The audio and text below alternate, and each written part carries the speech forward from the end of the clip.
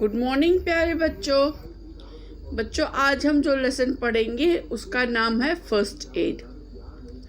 First aid होता क्या है? फर्स्ट एड होता है जब किसी को चोट लगे तो उसको जो सबसे पहले दवाई लगाई जाती है उसको आराम देने के लिए उसको कहते हैं फर्स्ट एड। ठीक है बच्चों, तो आज हमारा जो ये लेसन है इसमें एक पहले स्टोरी दी गई है। स्टोरी ऐसे है कि युवान जो है वो किचन में था। किचन में वो चीनी का डब्बा शेल्फ से उतारने की कोशिश कर रहा था। तो वो कोशिश करते करते वो गिर गया तो उसको घुटने में चोट लगी, उसको खून आने लगा। उसकी रोने की आवाज़ सुनते ही उसकी बहन जो ताहुरा थी वो दौड़ के आई और परेशान हो गई। उसने जब अपने भाई के घुटने पे देखा कि वो दर्द हो रहा है उसका घुटना और उस पर खून आ रहा है तो बहुत परेशान हो गई कि वो क्या करे। एकदम से बहुत ज़्यादा परेशान हो गई, लेकिन उसको एकदम से अपने मैम की बात, वो ज़्यादा परेशान नहीं होती लेकिन परेशान इसलिए ज़्यादा हो गई क्योंकि वो घर में अकेले थे। मम्मी पापा घर में, उनके अब्बू और अम्मी घर में नहीं थे। तो उसने क्या किया, उसको एकदम से मैडम की बात याद आ गई कि सबसे पहले जब किसी को चोट लगे तो जो उसके साथ घर में हो या कहीं पर भी बाहर आप देखो किसी को चोट लगी है तो सबसे पहले अपने दिमाग को शांत रखो। उसमें कुछ ज़्यादा सोचो नहीं, एकदम शांत रखो और तेज़ी से हाथ चलाओ। अपने हाथ धो लो पहले और अपने हाथ धो के हिम्मत रख के अपने हाथ धो के पहले फर्स्ट एड बॉक्स ला के उसको पहले दवाई लगाओ। ठीक है, तो उसने वैसे ही किया। उसने मैम की याद आई, उसने हिम्मत दिखाई, उसने हिम्मत बटोरी, हिम्मत दिखाई और फर्स्ट एड बॉक्स ला के हाथ धोए और उसके जो ज़ख़म थे, जो खरोंच और ज़ख़म लगा हुआ था उनको पहले बिल्कुल साफ़ किया, साफ़ कॉटन से उनको साफ़ किया। ठीक है, जो कि पानी में भिगोया हुआ कॉटन था उससे साफ़ किया। उसके बाद फिर उसने एंटीसेप्टिक क्रीम लगाई। एंटीसेप्टिक क्रीम वो क्रीम होती है जिससे कि पस नहीं पड़ती है।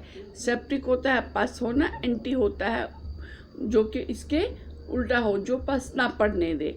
तो इसलिए एंटीसेप्टिक क्रीम लगाई जिससे उसे पस ना पड़े और उसके एंटीसेप्टिक जो लोशन था वो उसके ज़ख्मों पे लगाया और उसका जो घुटना था उसको बैंडेज से लपेट के रखा, बैंडेज लगाया और उसको आराम से उठा के उसको बेड पे ले गई और उसको आराम दिया।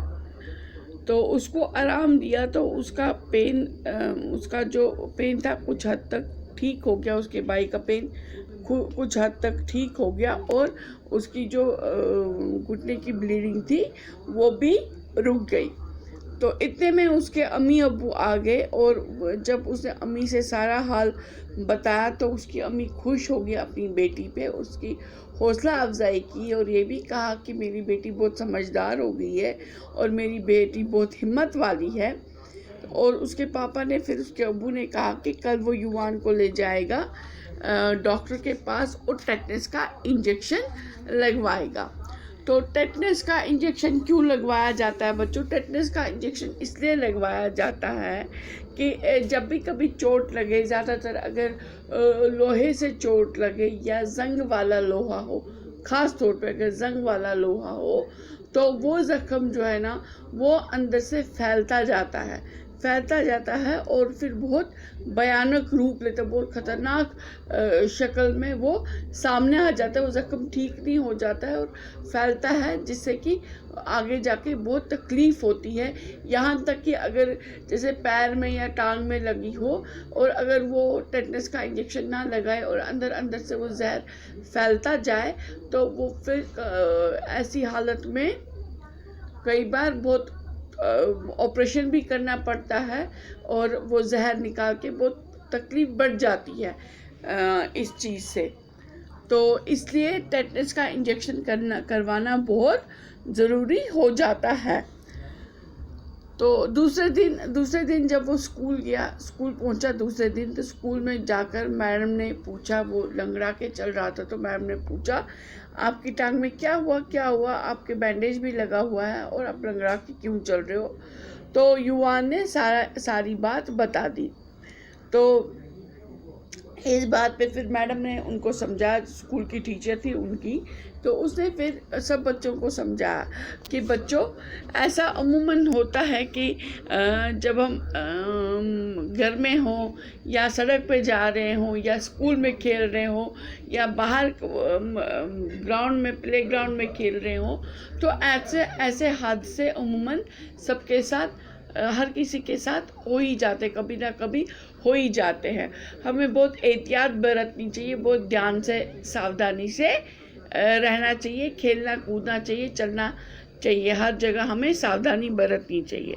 लेकिन अब अगर ऐसा हादसा, खुदा न खास्ता ऐसा हादसा किसी के साथ हुआ भी, तब हमें क्या करना चाहिए, तो आज हम इसी के बारे में पढ़ेंगे। तो जब ऐसा कभी किसी के साथ ऐसा हादसा हो जाए, तो सबसे पहले हमें देखना चाहिए कि ज़ख्म ज़्यादा गहरा तो नहीं है।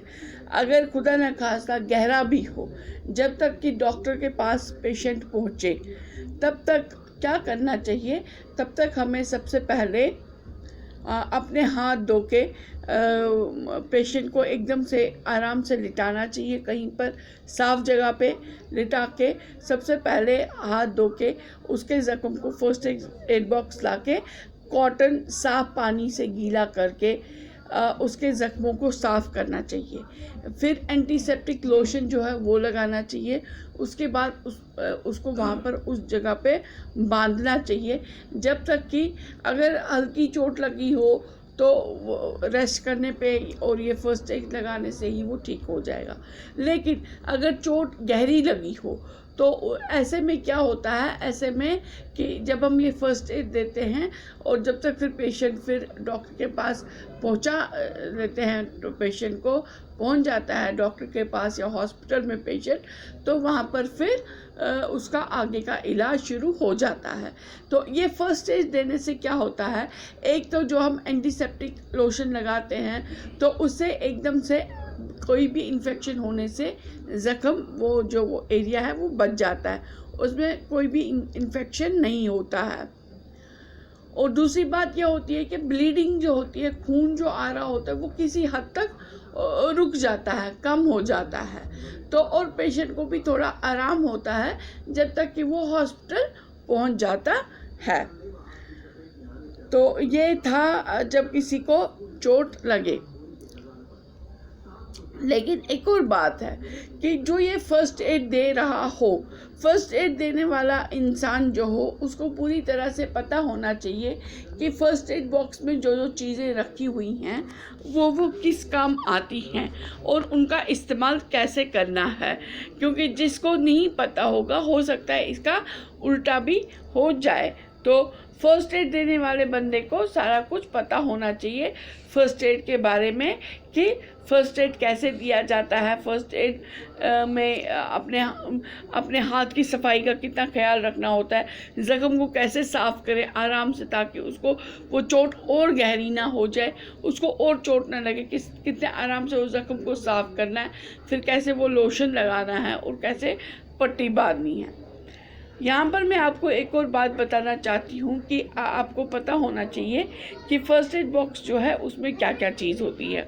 फर्स्ट एड बॉक्स में हमें एंटीसेप्टिक लोशन होता है, एडहेसिव टेप होती है, वो टेप जो कि ज़ख्मों पे ज़ख्म को बंद करने के लिए लगाई जाती है। जैसे कि बैंडेज या गॉज अगर हमने पेशेंट के ज़ख्म पे लगा दिया, उसको फिर बंद करने पे, क्योंकि कोई जगह ऐसी होती है जहाँ बैंडेज नहीं लगाया जाए, तो वहाँ पर फिर उस ज़ख्म को बंद करने के लिए गॉज लगा के उसके ऊपर फिर टेप से उसको बंद किया जाता है। तो वो एडहेसिव टेप, सीजर होता है गॉज वगैरह को काटने के लिए, कॉटन होता है ज़ख्मों को साफ़ करने के लिए, बैंडेज होता है ज़ख्म के ऊपर लपेटने के लिए ताकि वो दवाई जब हम कॉटन पे या गाज पे दवाई लगा के ज़ख्म पे रखें और उसके ऊपर बांध दें, या तो वो बैंडेज से बंद किया जाता है या तो फिर एडहेसिव टेप के साथ बंद किया जाता है। साथ में एंटीसेप्टिक लिक्विड भी होता है, जिससे कि जैसे सिपरेट वगैरह होता है, जिससे कि वो धोया जा सके ज़ख्म। कई बार उससे भी धोते हैं, उससे भी साफ़ करते हैं। ठीक है। पेपर टेप भी होता है, ऐसा टेप जो कि जैसे कि हमने अगर बैंडेज लगाया तो उसके ऊपर बैंडेज को बंद करने के लिए पेपर टेप लगा के उसको अच्छे से बंद कर सकते हैं। पेपर टेप आसानी से हाथ से कटने वाला टेप होता है, वो आसानी से खुल सकता है। और दूसरा होता है और थर्मामीटर भी होता है। थर्मामीटर होता है पेशेंट का बुखार अगर हो, बुखार वगैरह चेक करने के लिए, उसका बॉडी टेम्परेचर तो नहीं बढ़ा है, वो सब चेक करने के लिए। इसके लिए अब हमें फर्स्ट एड बॉक्स में हमें ये सारी चीज़ें होनी चाहिए। ठीक है बच्चों, तो आज आपने फर्स्ट एड बॉक्स का पढ़ा। और ज़ख्म जब अगर हल्के फुल्के ज़ख्म या थोड़ा गहरा ज़ख्म आ जाए तब हमें क्या करना चाहिए, तो इसके बारे में भी आपने पढ़ा। तो कुछ और सिचुएशंस होती हैं, जैसे कि किसी वजह से कहीं पर जल जाता है, कुछ हाथ पे गरम तेल पड़ने से वो हिस्सा जल जाता है, या कई बार माचिस की तीली जलाने से हाथ कई बार जल जाता है, या पैर जल जाता है, या मोमबत्ती से जल जाता है। तो या और क्या क्या चीज़ें हो सकती हैं, और क्या किस किस तरीके के एक्सीडेंट हो सकते हैं, इसके बारे में हम आने वाले वीडियो में पढ़ेंगे। ठीक है बच्चों, okay bye, take care, stay home, stay safe.